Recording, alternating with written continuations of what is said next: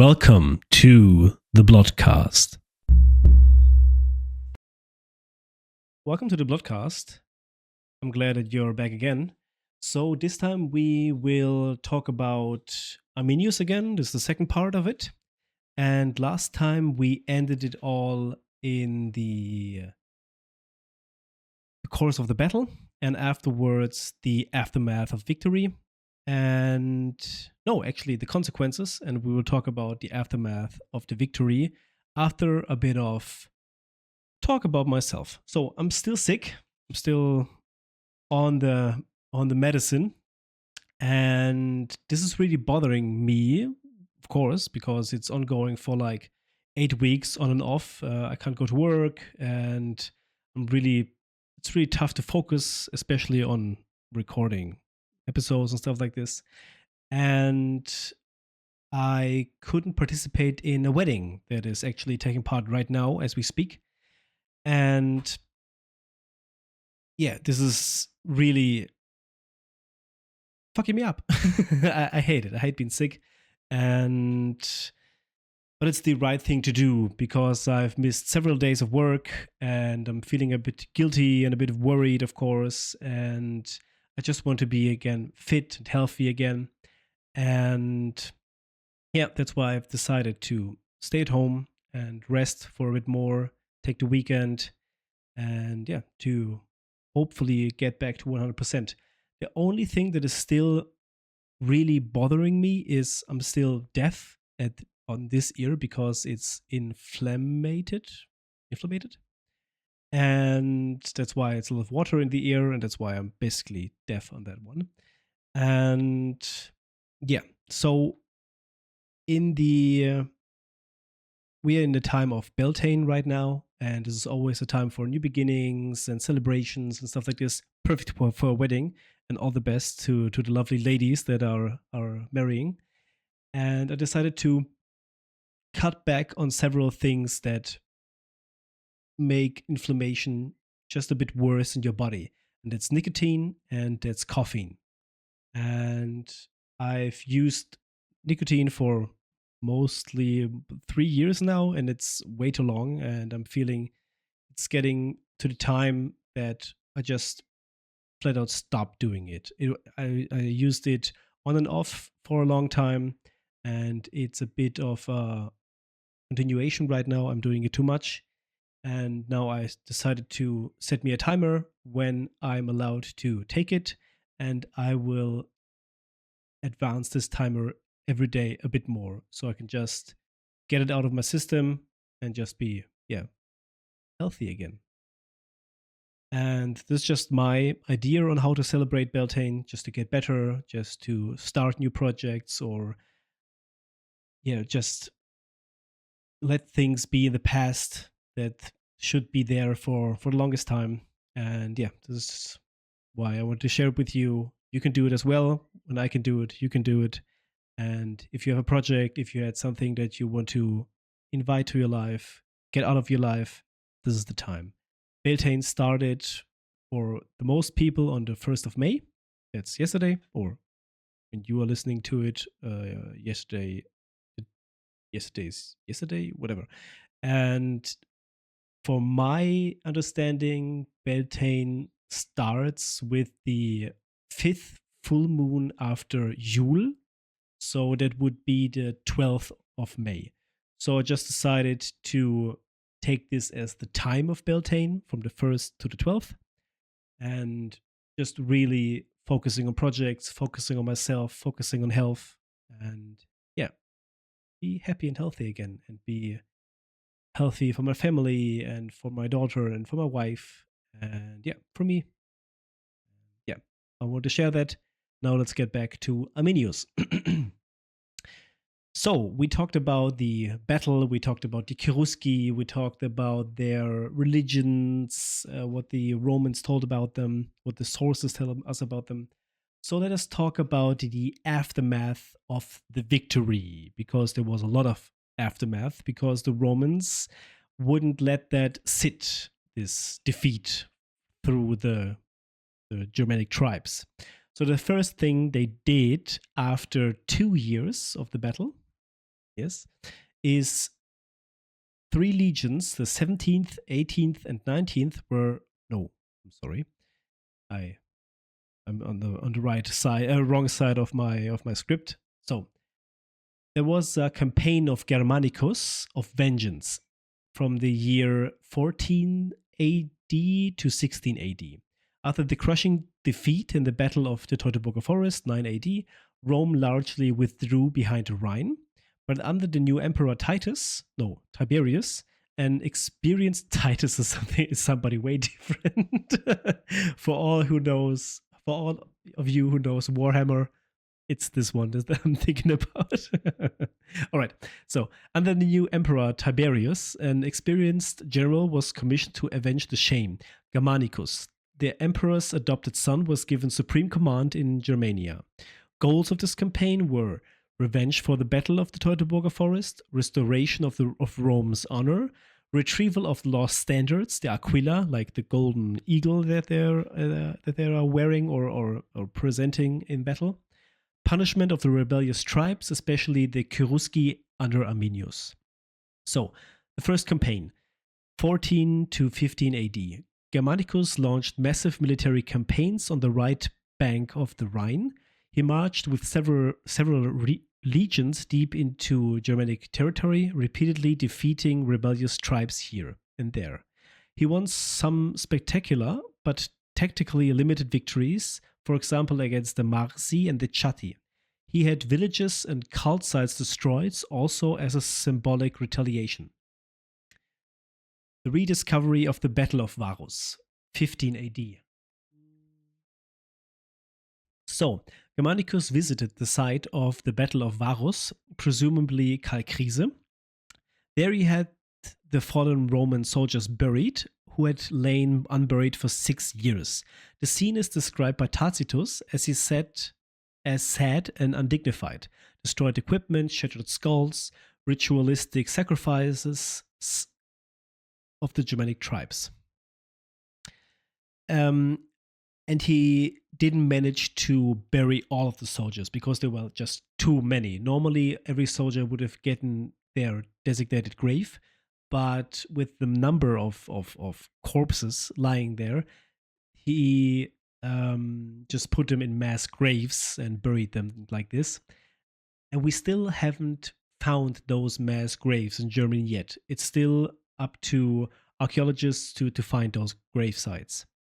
The Great Battle on the Weser, 16 AD. In 16 AD, the Battle of the Langensche Wegemoren, the Langen Moors, or near the Weser River, took place where Arminius confronted Germanicus with a united Germanic army.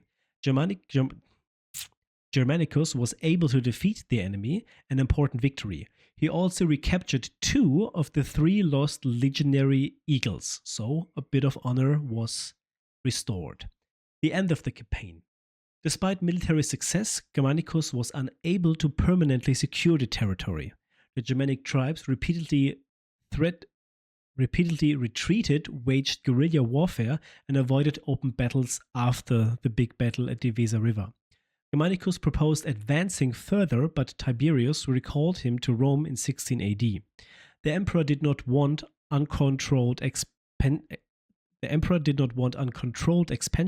and considered the Rhine a sufficient border. So, no more expansions into Germanic territory. The outcome and significance.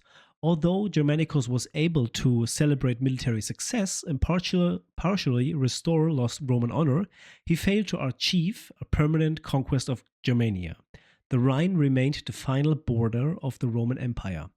Arminius remained in Germania, but he too was unable to unite the tribes and was later murdered, either by his family or by other tribes that grow weary of his power inside of Germania. Now let's talk about a bit of a, let's say, a bit of a parallel between 2 significant figures in Germany. One of them is Arminius, of course, and the other one is Siegfried, a mythological hero, a legend. And this is actually a kickstart or kick off for another episode that I will be doing in German next week with a friend of mine, because we really want to get to the ground or to the basis of the Siegfried legend. And this is a bit of a kickoff of this. And I wanted to talk about Siegfried and Arminius because there are many pagan believers that try to draw parallels between those two figures. And let's just see what my opinion about this is. So first things first, let's talk about Arminius again. Just a short recap. Arminius, at his historical core, he lived in 17 BC and died 21 AD, was the prince of the Cherusci, served as an officer in the Roman army and was familiar with Roman tactics, led the Battle of Teutoburg Forest in 9 AD, in which 3 Roman legions were destroyed.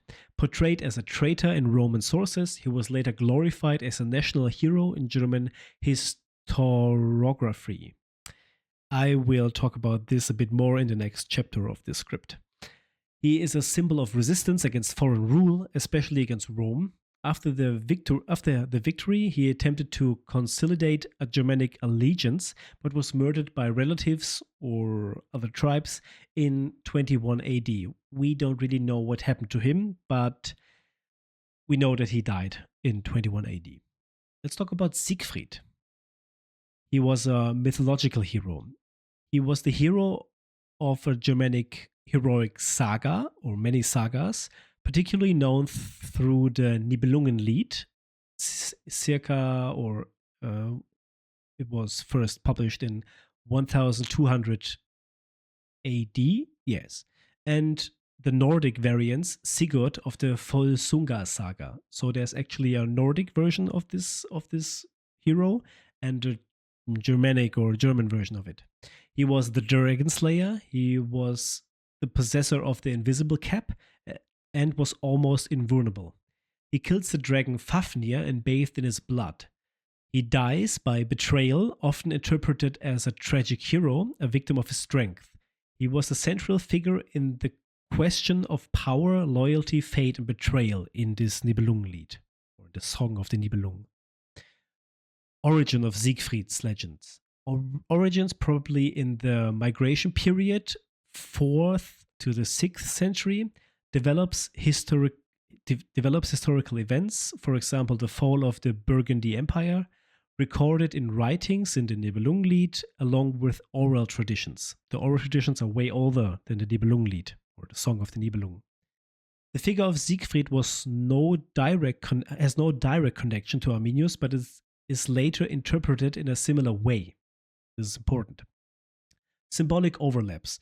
Interpretations in the 19th and 18th centuries.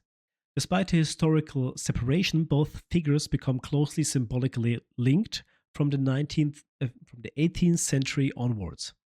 Arminius and Siegfried. Historical prince versus mythological hero. Arminius was the leader against the Romans. He had victory through ambush in the forests. Was a victim of power games and envy, and was a symbol of freedom.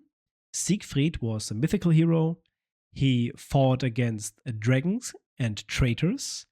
He had victory through pure strength, cunning, and magic. He is the victim of betrayal and is a symbol of heroic sacrifice in the end. I will talk about more in the German episode next week about this sacrifice and this heroic sacrifice as a symbol. The deeper interpretations, mythological, symbolic. The long line of the Romans in the Battle of the Teutoburg Forest, the kilometer-long marching column, was later interpreted as the dragon which Arminius and Siegfried defeated. The Roman military equipment, gold, and booty plundered after the battle were mythologically exaggerated and interpreted as the Nibelungen Horde. So in the Nibelungen there is a big treasure, the Nibelungen Horde, and this is interpreted as the loot from the Romans that were defeated. The Nibelungen hoard a treasure of immense power over which the Germanic tribes could not agree.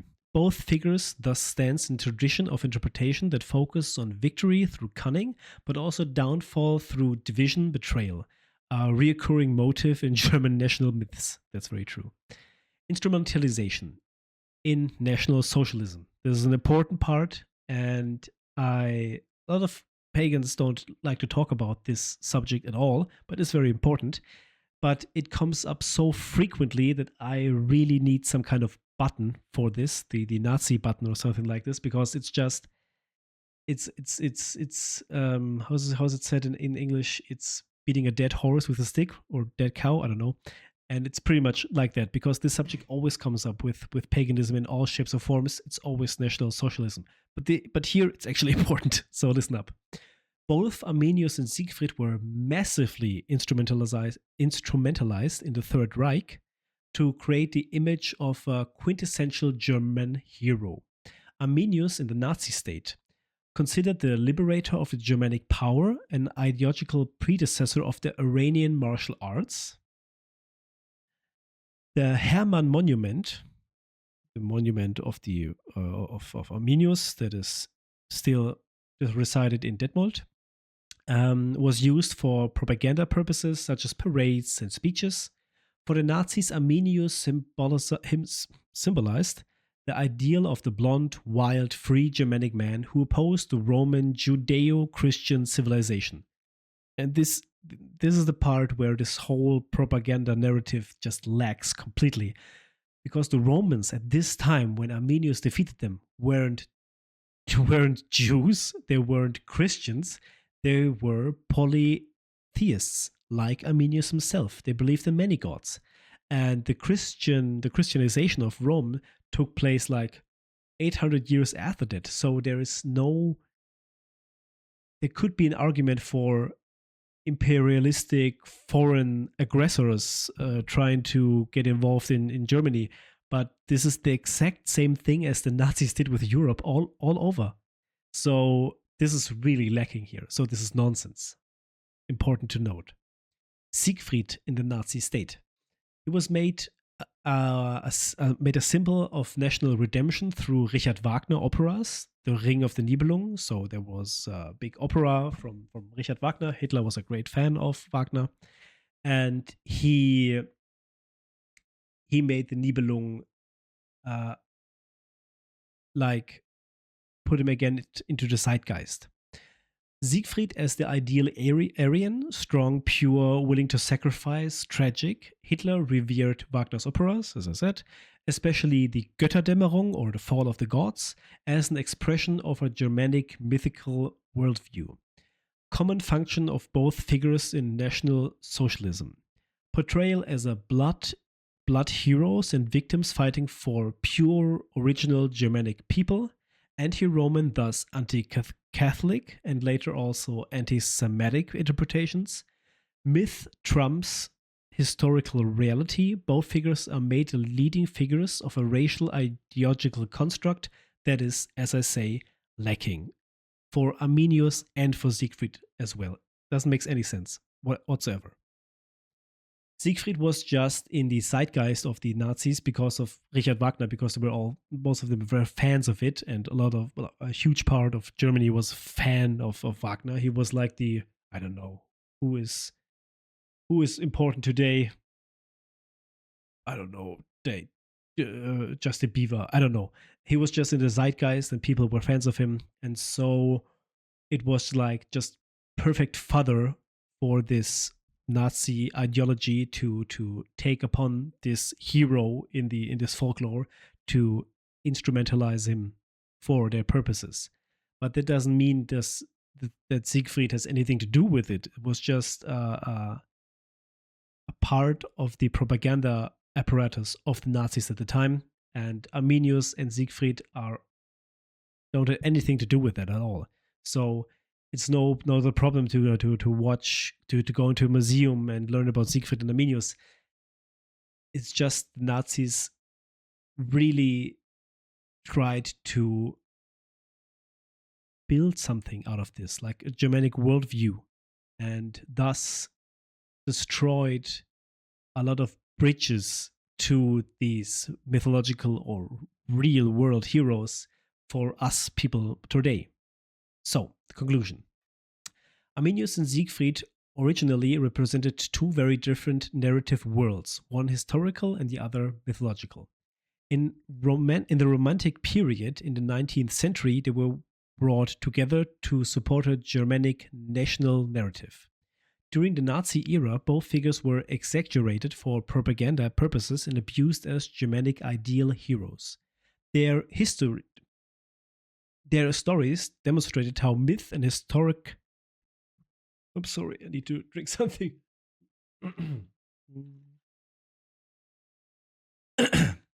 Their stories demonstrate how myth and history can be used politically for centuries. Now let's talk about the impact. Let's get back to the script of Arminius again. We have this Siegfried topic in a different episode next week, I can't do it in English because I have somebody with me there. So I'm sorry, I can't do anything about this because it's a partner episode that I'm doing with somebody and I can't translate it.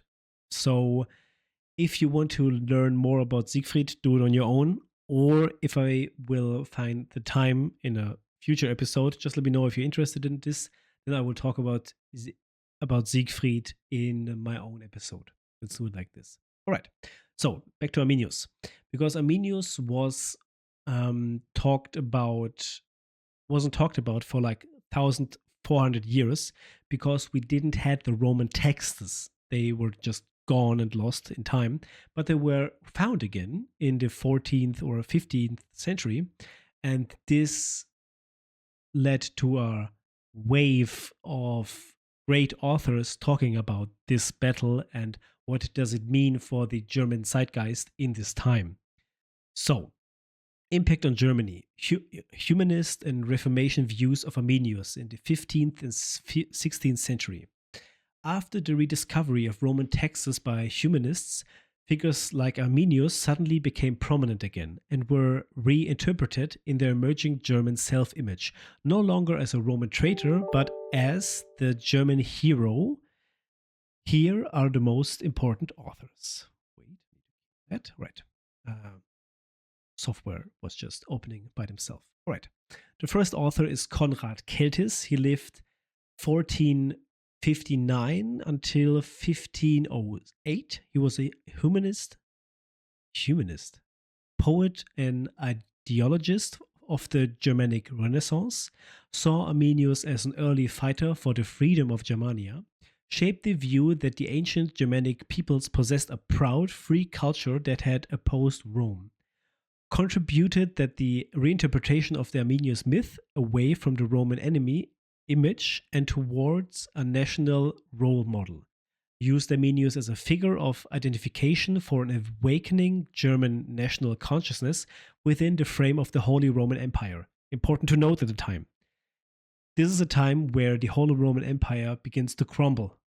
And that meant that the power over this territory, the Germany territory from Rome, was dwindling. And so authors and poets and people were needed to reinterpret what is German of it all. And Arminius was the perfect catalyst for this wave or for this movement to reinterpret what is German again. And this is again 500 years before any Nazi stepped on the line. Okay, important to note. The next one is Heinrich Bebel. He lived in 1472 until 1518. He was a student of Keltis and professor in Tübingen, a poet and a humanist. He wrote in Latin.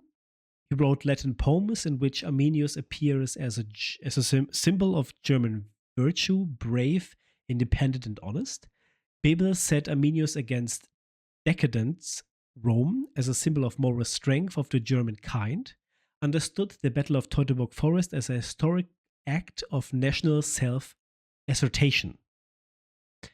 The next one is Ulrich von Hutten. He lived 1488 until 1523. He was a knight, a humanist, a later supporter of the Reformation. Reformation, very important thing that is occurring at the time. Saw Arminius as a champion against external and internal oppression, initially against Rome, later figuratively against the Pope. Very important here because Reformation, the attempt to separate oneself from the Catholic Church into something new but still Christian. His writing reveals a rebellious, freedom-loving spirit that strongly relies on Germanic independence. For him, Arminius is a model of intellectual and political resistance. Two more, then I'm done. Johannes Buchard, he lived from 1450 until 1506, was a Vatican master of ceremonies and chronicler. Although not a German writer in the strict sense, his diaria, his diaries, were later received by German humanists. Particularly interesting for the mention of Roman decadency, a popular motive for German humanists to portray Roman negatively. The depiction of Roman decline indirectly strengthened the glorifying view of Arminius. So it's like,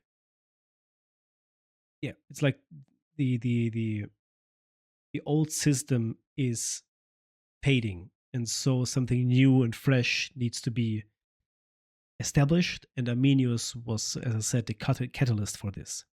And the last one, probably most important one, was Martin Luther. He lived from 1483 until 1546.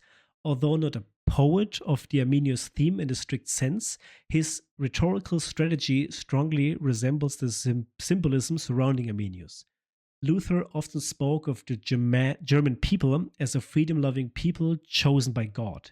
In his rhetorical opposition to Rome, the papal church or the Pope, he used similar topics as the humanists used with Arminius: freedom versus oppression, truth versus corruption, power versus people. Arminius is thus read as the forerunner of a German Reformation, even though Luther never directly assessed him in detail.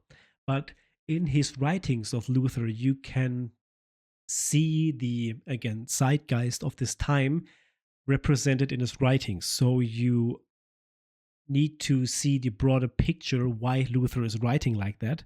And it is because he stands on the fundament of these humanists and poets that came before him. Conclusion. Arminius between history, myth, and national memory. Arminius was not a legendary figure, but a historical figure of exceptional importance. As a prince of the Cherusci and an officer of the Roman army, he was familiar with both worlds, that of the Germanic tribes and of the Roman Empire. This dual role enabled him to accomplish something unique. He forged an alliance of independent, oft rival tribes and led them to a victory in the Battle of the Teutoburg Forest in 9 AD, which is considered one of the worst defeats in Roman history. Despite his military success, Arminius failed to secure this unity permanently. In the years following the battle, he continued to lead the Germanic tribes against Roman campaigns, fought against Germanicus, and defended free Germania for nearly 2 decades. However, political power struggles, mistrust, and internal tensions prevented a lasting tribal alliance. In the end, Arminius was betrayed and murdered by his own people. And yet, his resistance to Rome expansions remain a key moment in the history of Germanica. After the Germanic victory in the Battle of Teutoburg Forest, the area of the right of the Rhine was never fully conquered by Rome again. Rome's expansion ended there. Free Germanica remained outside the empire.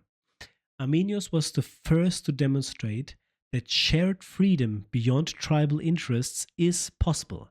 even if only for a moment. He is thus not a mere marginal figure, but a symbol of the struggle against foreign rule, for independence, for the struggle for self-determination. This attitude, this defiance against the external oppressor is deeply rooted in German culture and mental history, not as a myth, but as a historical memory with an impact that continues to the present day.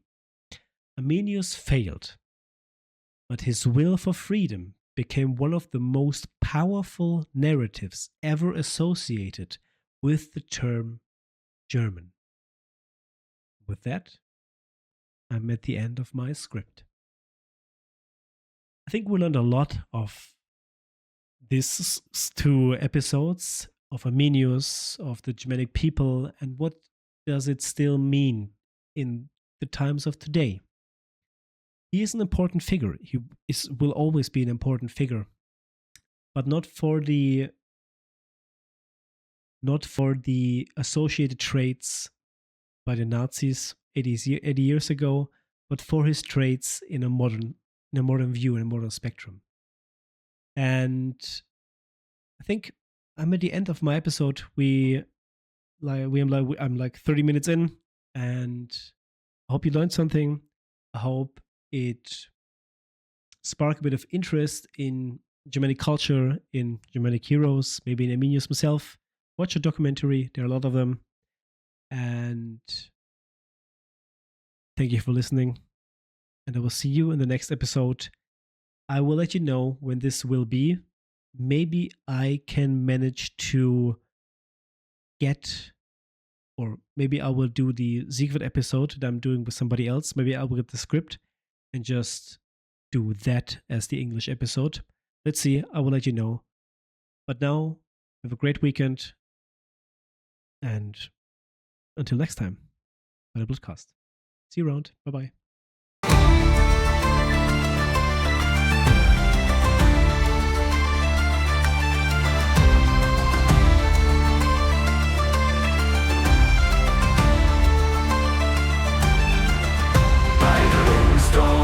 Where the mystic waters flow, stories of the gods in whispers soft and low.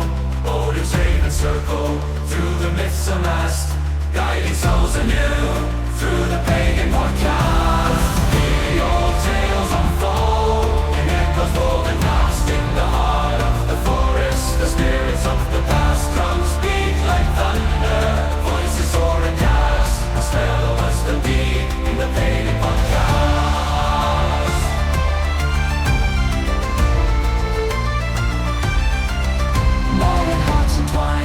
With the lore of yore, finding paths and travel through ancient door, healing souls alight in the present as the past, weaving faith's new tapestry, world beliefs are cast.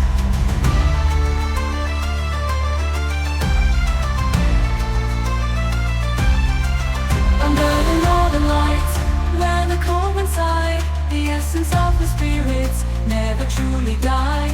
In each tale a lesson, in each story contrast, reborn through the ages, in the pagan podcast.